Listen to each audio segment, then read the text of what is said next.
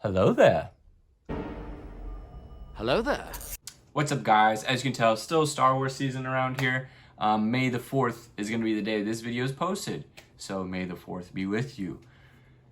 Today, we will be covering Christ's triumphal entry into Jerusalem and the events leading up to that, talking about the importance of why he rode in on a donkey instead of a horse, showing the people's different emotions towards him, so on and so forth. So we're going to be covering John chapter 11, verse 45, all the way through 12, verse 19. So go ahead and read that while this intro goes.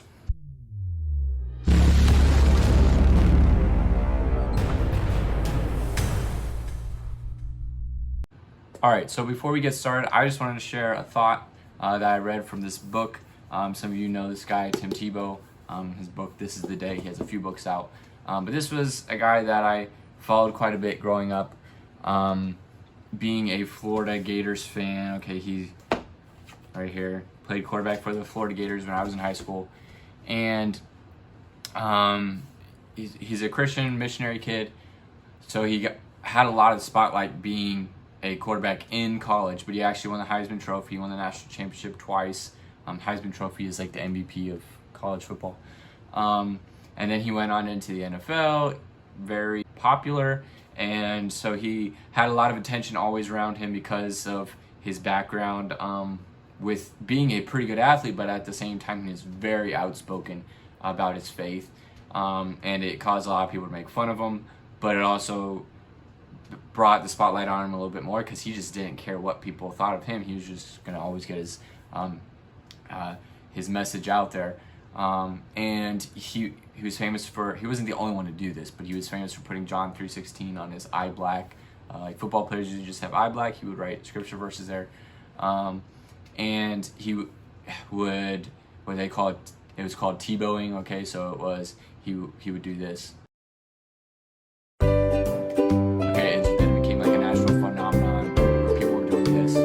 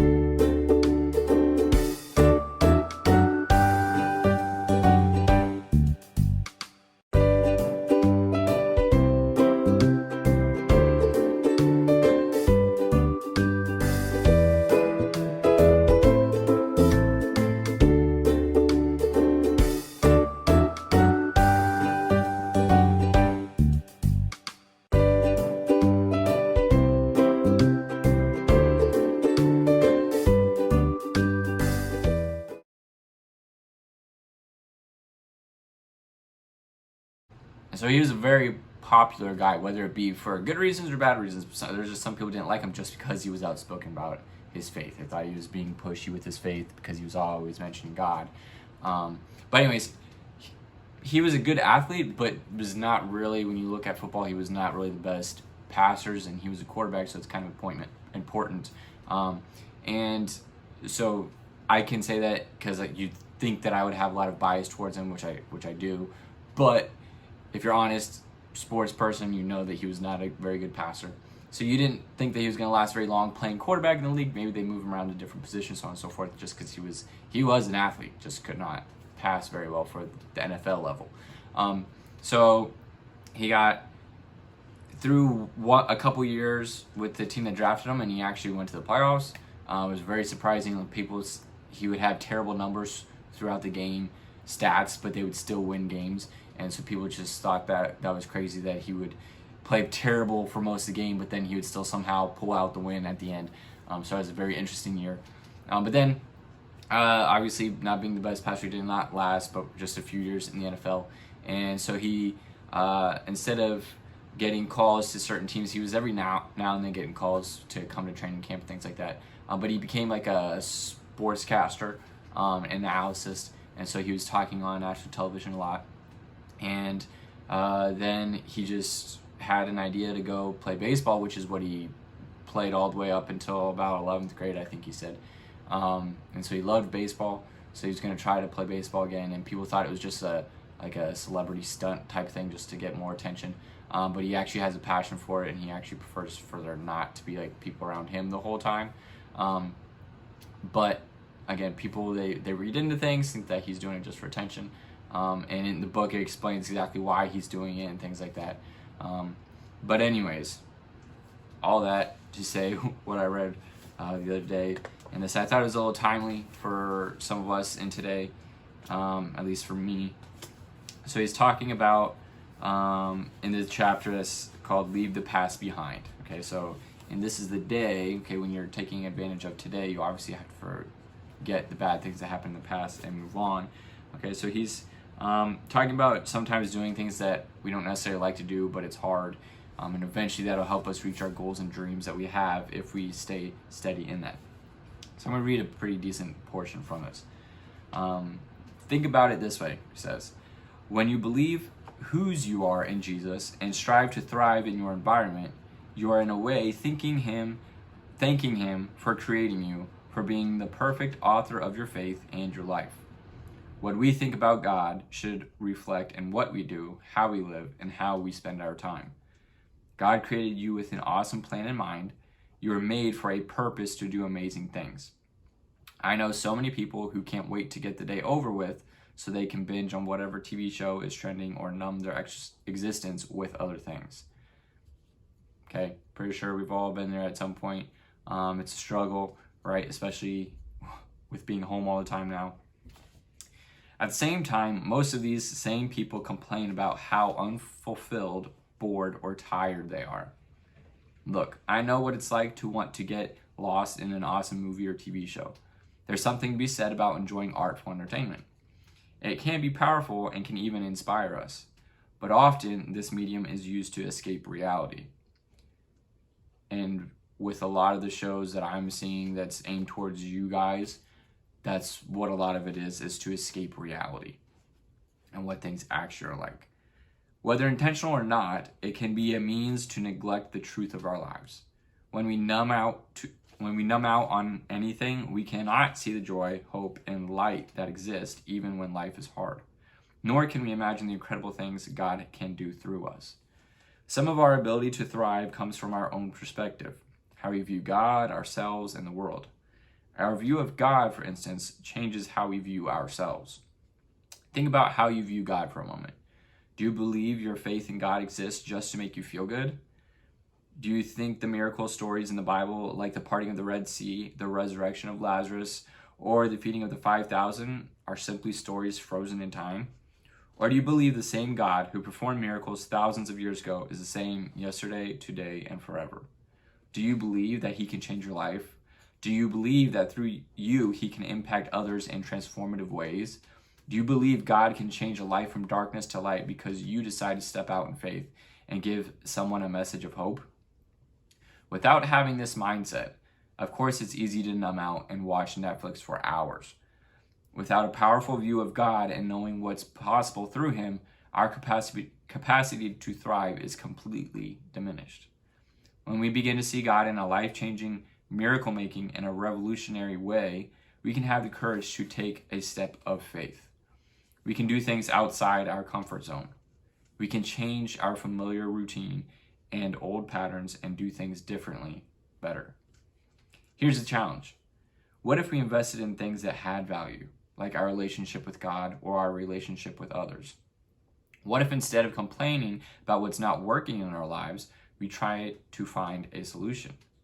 What if we committed to improving our spiritual and physical health instead of feeling unfulfilled, sick, and tired all the time?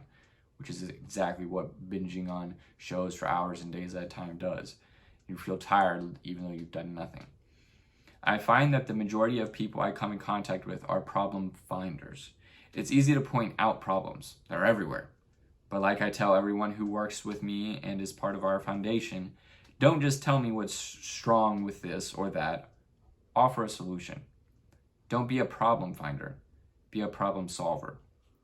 I'm not saying I have the answers, but I do know that when we don't expect much from ourselves, or especially from God, we may stay stuck. We let life pass us by. We don't wake up and look at this day as an opportunity to live with purpose and passion. But remember, this is what you were created for. And that was something that, and after being through all this for over a month now,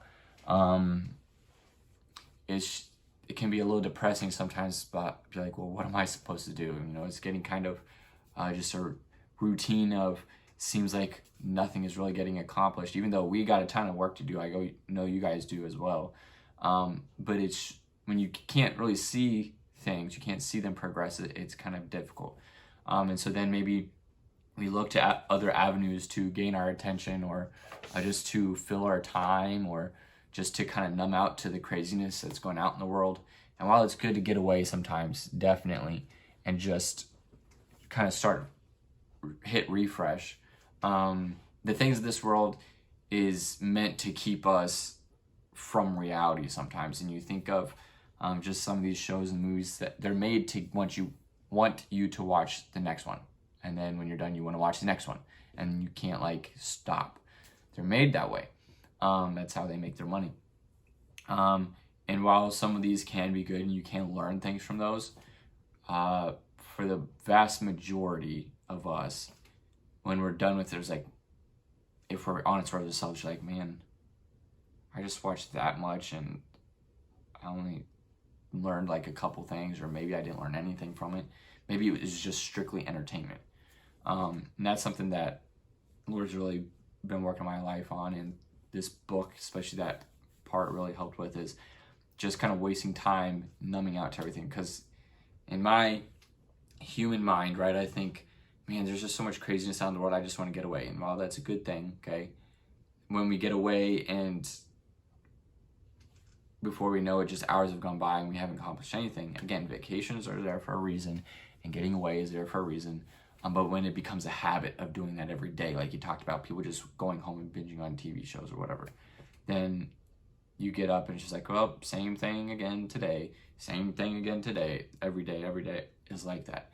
And you just get in a routine and you just slug through things just for that little bit of entertainment at the end of the day. And then what are you spending the rest of your day doing? You're thinking about what you're going to do later. And you miss the things that are happening in the present, in the day that is today. So I encourage you guys, be focused on what your tasks are for today. If you don't have any goals, set some.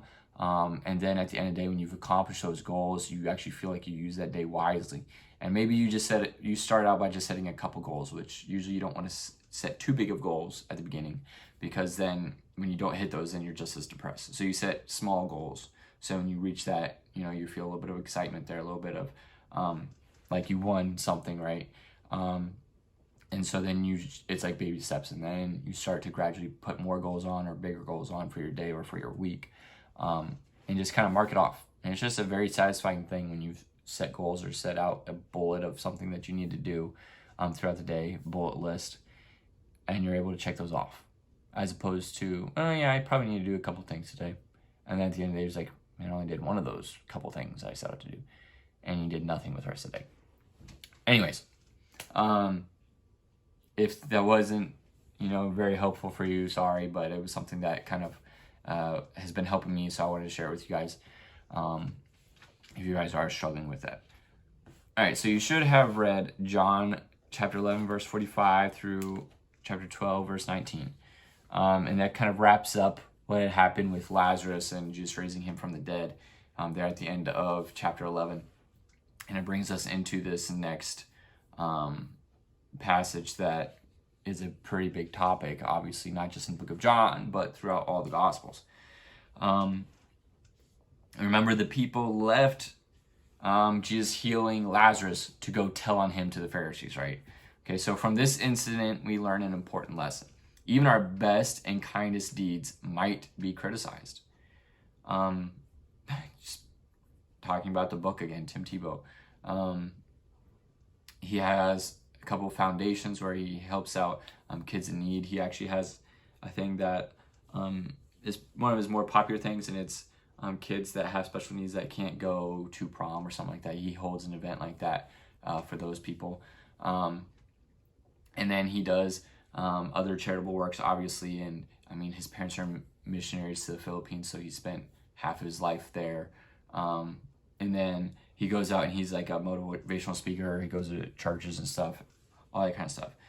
So he's trying to do the kindest things that he can do, and yet the world is still criticizing him. Even some Christians still criticize him.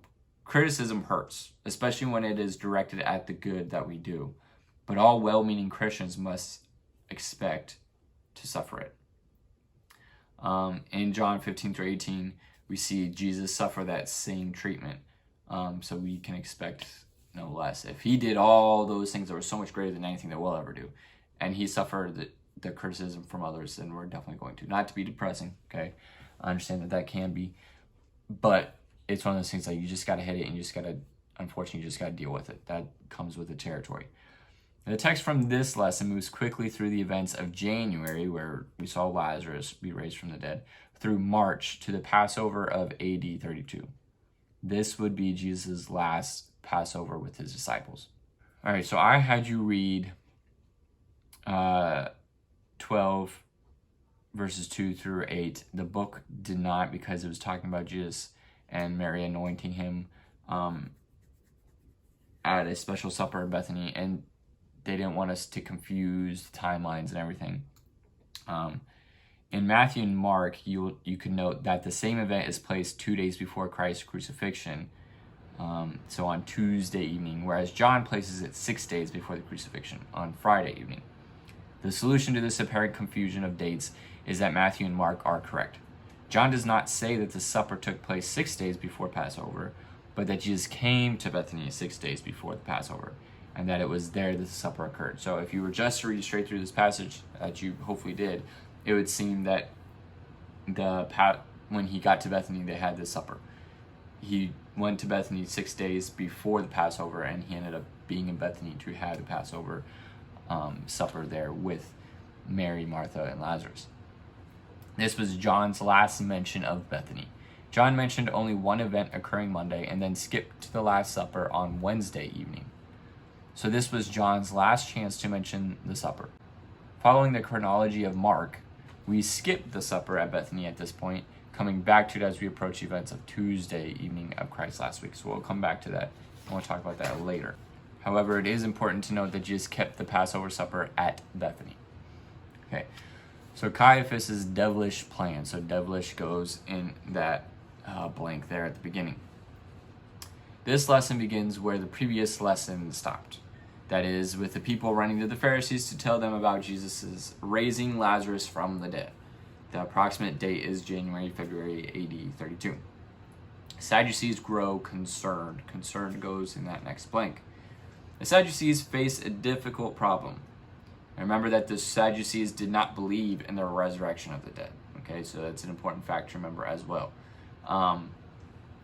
So obviously the raising of Lazarus was going to cause some problems. It put a dilemma into their whole plan. Here was a man who had raised the dead and healed the blind. They could not deny his miracles, especially the raising of Lazarus, because he was living and walking proof of the fact. Even they admitted his power. Their concern was the growing popularity among public opinion and the danger of a revolution, which he would become king. So you have in your blanks public opinion in Christ's favor, opinion going in that blank, and then a possibility of another revolution going in that blank. The Roman government would then step in and crush the Jews to quell the revolt and retain the power of Rome over the region. The Sadducees remembered an earlier revolt during which the Romans had nearly annihilated them, and they wanted no part of another uprising. So remember, the Romans were in charge, and the Sadducees saw that if the Jews brought up, another king, then the Romans would want to come and, completely get rid of that regime, right? And so it'd wipe quite a few people out, and the Sadducees didn't want that to happen. So we see Caiaphas solves the problem. Caiaphas entered the office of high priest in AD 18, so he had witnessed the ministry of Christ from the beginning. He was anxious to keep his job, but he also realized that Jesus must be eliminated. So Caiaphas is the high priest, and he proposed killing Jesus, to save the nation from the wrath of the Romans, which would undoubtedly fall upon them if the people revolted and tried to make Jesus their king. His reasoning is the old argument that the end justifies the means. Justifies goes in that blank there. If he lived, talking about Jesus, they would probably all die because they would want to crown him king, thus defending the Romans, put to death by enraged Romans. If he died, they would all live. Okay, so if they kill Jesus, then they don't have to worry about that uprising. Therefore, logic seemed to dictate, let one person die for all. Little did Caiaphas realize how true his words were. Like Pilate, who also later prophesied the king of the Jews, Caiaphas, even in his most evil moment, played into the hands of God. John commented that Jesus truly would die for the whole nation, but also for all who would believe on him. So Caiaphas says that we need to kill Jesus so that the rest of us don't die by the hands of the Romans. But what he didn't understand is that Jesus would die to offer us life. And he, not believing that Jesus was the Messiah, did not grasp that was the reality of what was going to happen. Jesus' last retreat from public view, retreat going in your next blank. Jesus, knowing when he was to die, continued to control the situation by traveling to Ephraim. We can see this on this map. Ephraim is about 20 miles northeast of Jerusalem. There, Jesus tarried with his disciples from the last few months before the time for his death. Jesus, knowing when he was to die, continued to control the situation by traveling to Ephraim. And you can see that on a map on your page 275. Ephraim is about 20 miles northeast of Jerusalem. There, Jesus tarried with his disciples for the last few months before the time for his death. John did not say specifically what occurred there during that time. We are fairly certain that he spent January through March teaching his disciples. We next see him 6 days before Passover, or the 8th day of Nisan, AD 32. Remember, Nisan being the first month of the Jewish calendar, but it parallels with our time, the last part of March and the first part of April. So it kind of overlaps there a little bit. The public's curious interest, so curious going in the blank. 6 days before Passover, which was Friday, they call it 8 Nisan of AD 32, Jesus arrived in Bethany. He probably stayed at the home of Lazarus and his sister. So before we move on, remember that the Jews, their days are different. So their day begins at sunset, okay? So Sunday night would technically be the next day because Sunday night to Monday night is the day, okay? So then Monday night would start the next day. So their Friday worked a little bit differently than ours did. Word soon spread that he was there.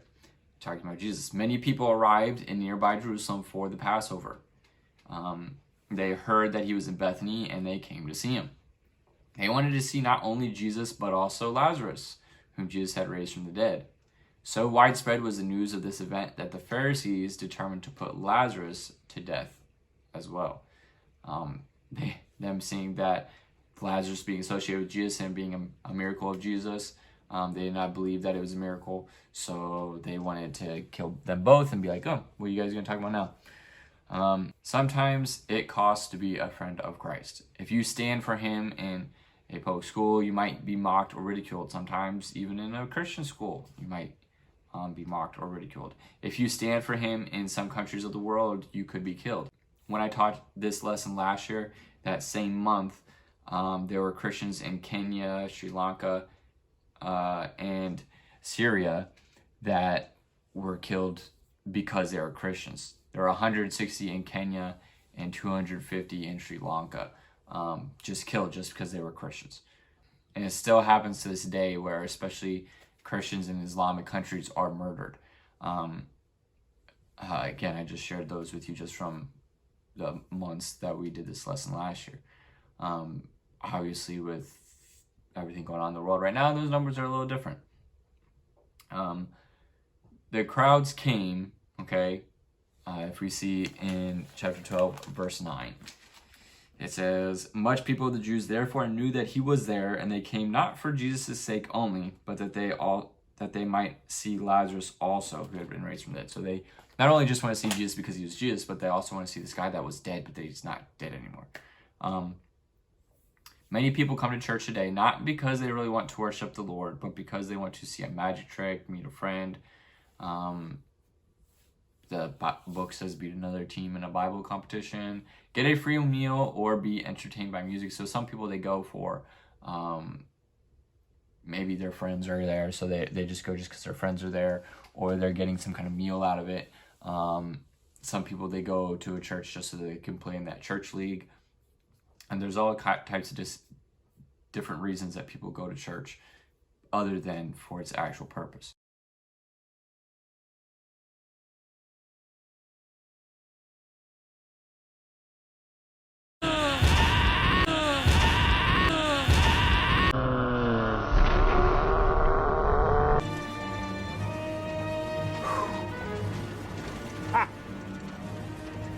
Almost lost my cool there. And the next blank, the king's royal entry. Royal going in that blank. The Bible does not record the events of Saturday.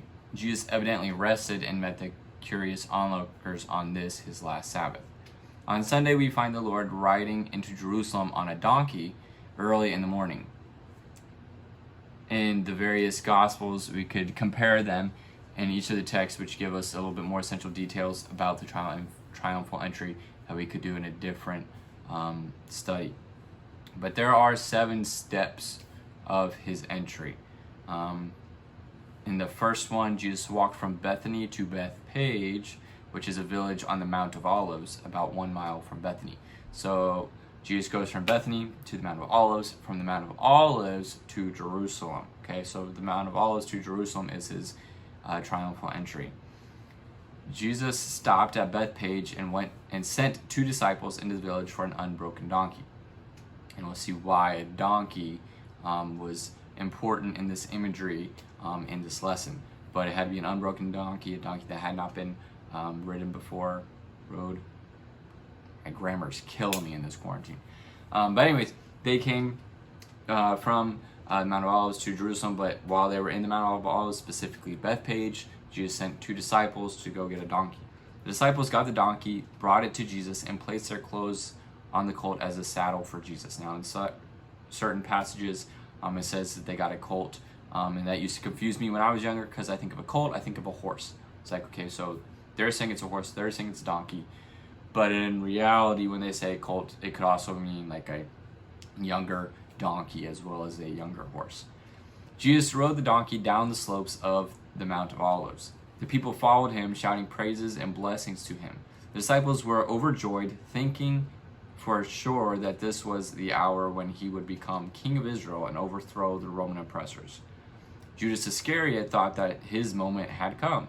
As we will see later, Judas followed Jesus only to gain a political position if Jesus became king. He was a true political opportunist. So he only followed Jesus because he thought, well, everybody's saying this guy's going to become king, so if I get in good with him, then I'll get a good position if he becomes king. So that's why Judas initially followed him, and then he saw that that wasn't happening, So that's why he was so quick to betray Jesus.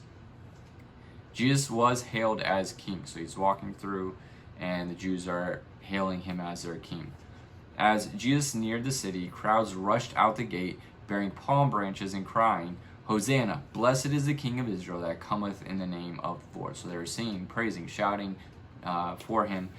And at that point, Jesus was overcome with emotion, and he wept. Jesus wept for Jerusalem because he knew how they were treating him today was going to be the exact opposite of how they would treat him just a few days later. He knew how different these scenes would be. Then Jesus views the temple, and then he leaves. So entering the city, Jesus made no effort to speak or excite the people further. This seemed to be a great opportunity for him. Instead, as Mark 11:11 says, he simply entered the temple, looked around until evening, and then left for Bethany. What a strange and bitterly disappointing turn of events in the eyes of those who would have made him king. So he goes into Jerusalem, they're giving him a king's entry, and what does he do? He doesn't give a speech, he doesn't teach, he doesn't preach, he doesn't do a miracle. He walks to the temple, walks around, and then he leaves. The disciples were confused and bewildered. Judas began to doubt that Christ really intended to take over as king. Perhaps he even thought Jesus is just all talk. The day began with a triumphal entry, but ended with a fizzle, at least in the mind of Judas, and maybe some of those other Jews that wanted to see him as their king. If we read in Deuteronomy chapter 17, I know we don't do a lot of Old Testament scripture reading in this class, but if you turn to Deuteronomy chapter 17 and we look at verse 14, it's very key into understanding the importance of Jesus riding on a donkey instead of a horse. So Deuteronomy chapter 17 and verse 14. And there it says, "When thou art come unto the land which the Lord thy God giveth thee, and shalt possess it, and shalt dwell therein, and shalt say, I will set a king over me, like as all the nations that are about me." So he's talking to the children of Israel here. "Thou shalt in any wise set him king over thee, whom the Lord thy God shall choose. One from among thy brethren shalt thou set king over thee. Thou mayest not set a stranger over thee, which is not thy brother. But he shall not multiply horses to himself, nor cause the people to return to Egypt, to the end that he should multiply horses. For as much as the Lord hath said unto you, ye shall henceforth return no more that way. Neither shall he multiply wives to himself, that his heart turn not away. Neither shall he greatly multiply to himself silver and gold." So at this point in Israel history, they're talking about finally getting a king. They really want a king. Everybody else has a king, but their kings were very different than what God wants the children of Israel and their king to be. So throughout the rest of the world at this time, if you had a lot of horses, you were rich. If you had a lot of silver and gold, obviously you were rich. And if you had a lot of wives, then that meant that you were rich. And so kings in every other area, they had all those things. And that was part of those earthly possessions that, well, I'm king, so I deserve all this stuff. And God is telling that the king of Israel should be very different. They shouldn't have multiple wives. They should not have silver and gold riches. They should not have horses, because that was a sign of power. So instead, they rode on donkeys, because having a horse just was a sign of wealth. And again, king of Israel was not supposed to be, oh, I'm the highest of everybody else, and I'm set to rule over everybody, and I'm here for the power. They were supposed to be there as servants to serve the people of Israel. So them having horses, kind of goes against that. So the Jewish kings were never to accumulate horses or wives. So instead they had donkeys instead of horses. This custom was kept as a symbol of humility going in that blank, and dependence upon the Lord. It became a symbol of kingship. So it was a symbol of humility, and it became a symbol of kingship within Israel custom, so that both Saul and David obeyed, but Solomon grossly disobeyed it. He gathered large numbers of horses and married many wives and did other things, and as did other kings after Solomon. Jesus, fulfilling the prophecy in Zechariah 9:9, so prophecy, next blank, and in John, he obeyed the Old Testament law even in this simple act. So being really the king, he came in as, hey, I'm a servant. I'm not that much, just like, I'm here serving with you guys. I'm not looking to just rule over you guys. So I'm not going to come in on a horse. He came in on a lowly donkey. The world's fickleness goes in the next blank. Fickleness. Fickleness is meaning just like you can never make up your mind. So you want this one day, the next day you want something else. The Pharisees stood by helplessly as Jesus is entering into Jerusalem. They blamed each other for Christ's triumphal entry. They began to think that it was hopeless. The whole world was turning to Christ. So the Pharisees, again, not believing that he's the Messiah, was trying to do everything to get rid of Jesus, murder Jesus. And as he's walking in with the triumphal entry, they're obviously frustrated because it seems like they lost. And they are so mad that they're mad at each other, blaming each other. But however, the Pharisees failed to take into account two things. That the fickle-mindedness of mankind, so that yes, they're accepting him as king today, but just a few days later would crucify him. And then also the sovereignty of God in that they will hail him as king one day in a very different manner that the Pharisees never understood. God did not plan for Christ to be made king at this point. The people were ready, or so they thought, but God was not. God's will is ultimately accomplished regardless of the efforts of man. So no matter what the world is doing right now, what leaders are trying to do right now, no matter what powerful governments are trying to do, God's will is going to be done no matter what they choose to be. Now, if they choose to do all this stuff, then that's what God's will is. And God's will, what he wants out of that, will come forth. Man's fickleness is never more evident than in this particular incident that we're talking about here. Completely enthralled with the Lord on Sunday, they would scream, "Crucify him," on the following Thursday. How sad is that? And we see that all the time in our world today of, well, this person's really great, and then all of a sudden they want to not necessarily crucify him, but they're virtually crucifying him with their words and other things that they're doing. And just the world never knows what it wants. And that's why opinions change so much. They think that they know what they want, but because they're listening to what other people really want, and they're determining what they want that way, then when they change their mind, then they change their mind. Whereas if you just follow what the will of the Lord is, okay, you're on that straight path the whole way. So how stable are you? Are we always the same for Christ? Or do we sometimes leave and we go into worldliness, and then again we're at the mountaintops of our spiritual lives, and then we're back down to worldliness again? Are we back and forth, or is there a consistency there? With everything that we're going through, it's hard to be consistent. We're at home, we've got a lot of distractions around us. It's hard to concentrate on things that we need to do. And it's that way for everybody. Just as I think it's hard for me to get the work accomplished that I need to do, as there's a lot of it, it's the same thing for you guys. But there's a consistency that we have to develop, and so that we make every day useful and that we don't waste a day. In order to do that, we have to be consistent with our walk with Christ. In the Christian life, consistency is a jewel. Be consistently committed to Christ. We're going to have days where it doesn't go our way. But just because it doesn't go our way does not mean that we did not live that day committed to Christ. And that is the difference, because life isn't really about how many times you get hit, okay? It's about when something does hit you, does it take you too long to recover, or does it hit you, you learn from it, and move on? Let me tell you something you already know. The world ain't all sunshine and rainbows. It's a very mean and nasty place, and I don't care how tough you are, it will beat you to your knees and keep you there permanently if you let it. You, me, or nobody is gonna hit as hard as life. But it ain't about how hard you hit. It's about how hard you can get hit and keep moving forward. How much you can take and keep moving forward. That's how winning is done. Now, if you know what you're worth, now go out and get what you're worth. But you gotta be willing to take the hits and not pointing fingers saying you ain't where you wanna be because of him or her or anybody. Cowards do that, and that ain't you. You're better than that.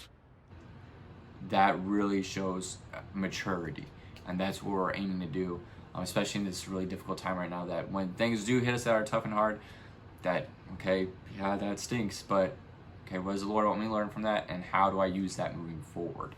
And again, that's our goal. That's what it's kind of difficult to really pinpoint that in this lesson, but it's something that I kind of got out of it that I was hoping to share with you guys. Next week, okay, so we have normal quiz this week. Next week, we are actually going to have a test, okay? Lessons 20 through 25.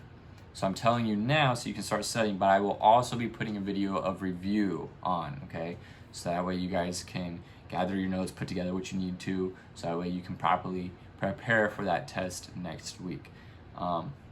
So again, take your time studying for this, that way you get a good grade on this quiz before we take that test next week. And that if you actually study well for this quiz, then that'll help prepare you for the test next week. See you guys next week.